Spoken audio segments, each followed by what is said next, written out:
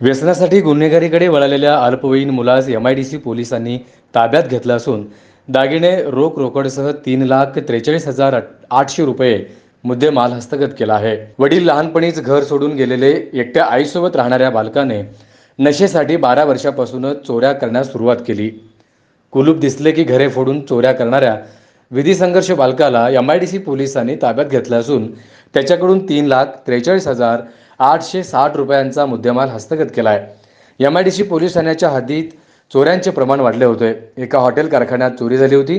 पोलिसांनी चोराचा शोध घेण्यासाठी CCTV फुटेजची पाहणी केली तेव्हा एक विधी संघर्ष बालक त्यामध्ये आढळून आला। पोलिसांनी लगेच त्याच्या घरी जाऊन शोध घेतला, मात्र तो मिळून आला नाही। अखेर पोलिसांना तो मुळेगाव रोडवरील एका पेट्रोल पंपासमोर आढळला। त्याला ताब्यात घेऊन तपासणी केली असता त्याच्याजवळ पैसे आढळून आले। चौकशी केली असता त्याने घरफोड्या केल्याची कबुली दिली। त्याच्याकडून चोरलेले दागिने, रोख रक्कम असा मुद्देमाल हस्तगत केलाय।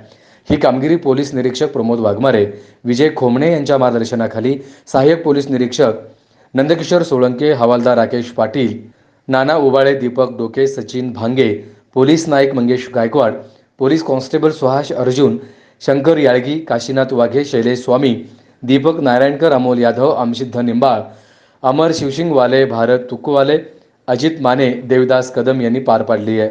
सोलापूर शहरात घरफोड्यांचे प्रमाण वाढल्याबाबत माननीय पोलीस आयुक्त M. राजकुमार साहेब तसेच माननीय झोन परिमंडळ कबाडे साहेब तसेच आमचे विभागीय 1चे सहाय्यक पोलीस आयुक्त तोरडमल साहेब यांनी दिलेल्या सूचनानुसार आमचे तपास पथकाचे कर्मचारी तसेच अधिकारी यांना मार्गदर्शन करून सतत पेट्रोलिंग करून संशयित इसमांना चेक करण्याबाबत आदेशित करण्यात आले होते।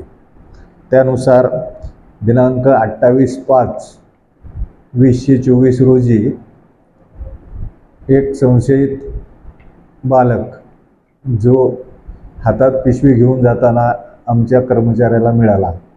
त्याचा संशय आल्यामुळे त्याला ताब्यात घेतले व त्याच्याकडील पिशवीची तपासणी केली असता त्यामध्ये 2,38,210 रुपयाची कॅश व 1,05,650 रुपयाचे सोन्याचे दागिने व 42,000 रुपये कॅश असा माल मिळून आला। अधिक तपास केला असता सदरचा मुद्देमाल हा त्याने MIDC पोलीस स्टेशनच्या हद्दीत 2 घरफोडी चोरून नेलेला आढळून आले। सदरच्या गुन्ह्यात बालकाला ताब्यात घेऊन माननीय बाल न्यायालय मंडळापुढे हजर करण्यात आले। बाल न्याय मंडळाने त्याला 13 तारखेपर्यंत रिमांड बाल सुधारगृहात ठेवण्याचे आदेश दिलेले आहेत। SB न्यूज चॅनलला लाईक करा, शेअर करा, सबस्क्राईब करा।